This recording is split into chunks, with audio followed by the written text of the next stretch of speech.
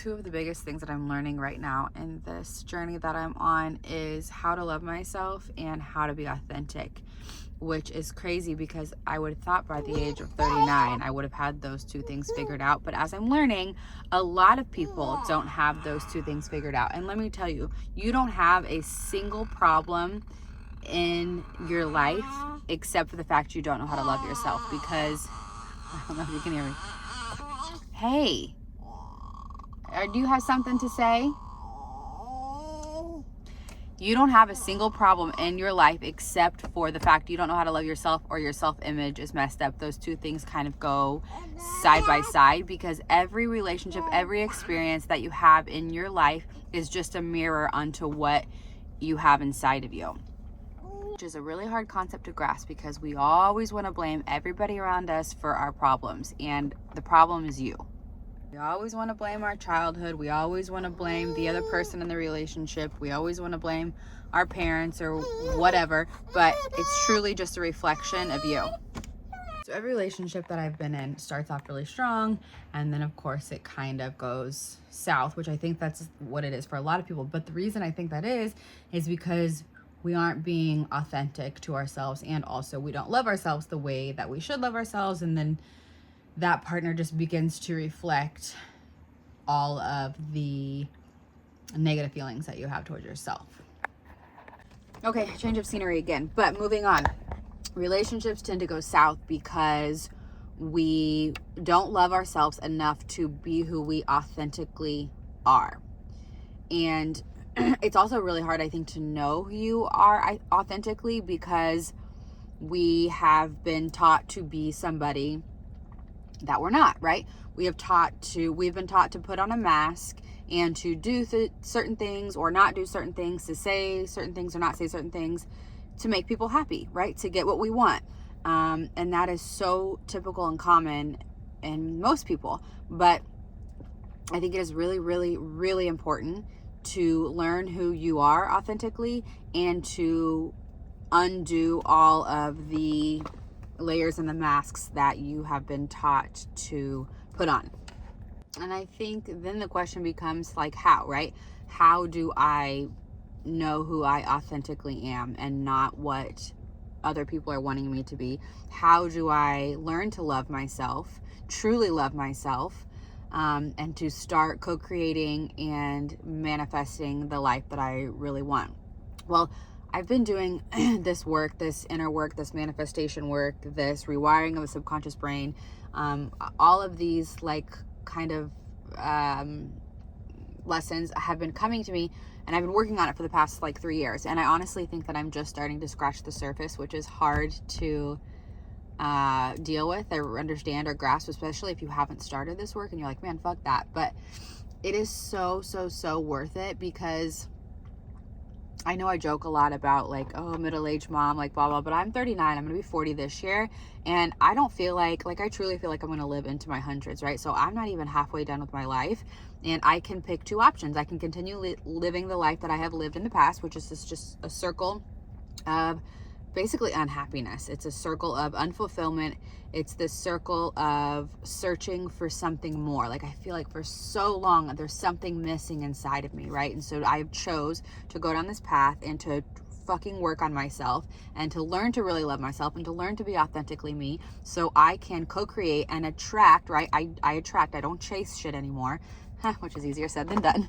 But I'm like on this journey to attracting the life that I really want, to attracting abundance, to attracting a love that is truly meaningful, and that's not just gonna go south, you know? And you know, people call it like the honeymoon phase, you know, before all the masks come off, which again I think is so typical. But if we can really try to work on this in the beginning and like not, you know, so a lot of times you pretend to like something a little bit more than you actually do because it's what's going to make the other person happy.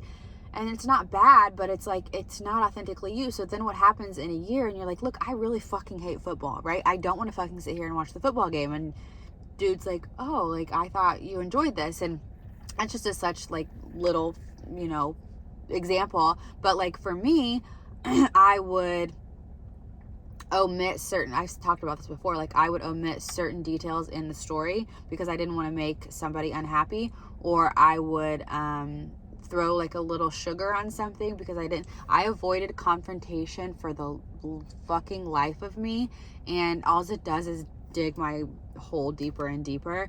And then I become resentful because I feel like I couldn't be the person that I wanted to be. And these were like small, tiny little things.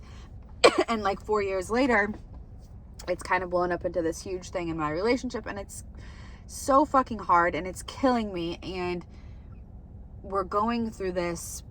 I feel like I'm all over the place, but you know, whatever.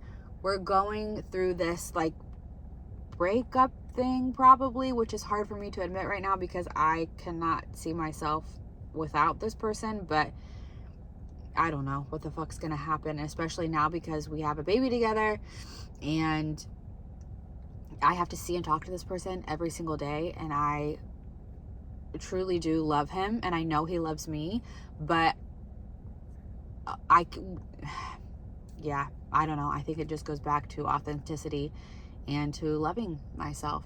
And I just think that's the number one issue in all of our lives, right? The only issue you have is your self-love or your self-image, or it's an issue with yourself. So figuring out who you authentically are and how to love yourself, I think are two really big important steps in this journey that I'm on. And if you want to know more about like authenticity, there is a podcast called Expanded, and it's from a group called To Be Magnetic. It's like these girls that they run a course. It's like a whole big community, but the podcast is called Expanded, and they talk a lot about like your authentic code and finding out who you are authentically and to live a life of authenticity and how to manifest from an authentic place. Because when you learn to manifest from an authentic place, manifestations come a lot better, a lot easier, and life just is better, is all around better, right? You know, we all want to be authentic in who we are. And as far as like learning to love yourself, I did read a book months ago called Learn to Love Yourself Like Your Life Depends on It. I can't think of the author right now, but that was a really, really good one. And like one thing that I've been doing lately is I literally say to myself a million times a day, I love myself, I love myself, I love myself, I love myself. And it's on repeat in my head all the time. And every time like a negative thought comes into my head or I get upset, I say, I love myself, I love myself.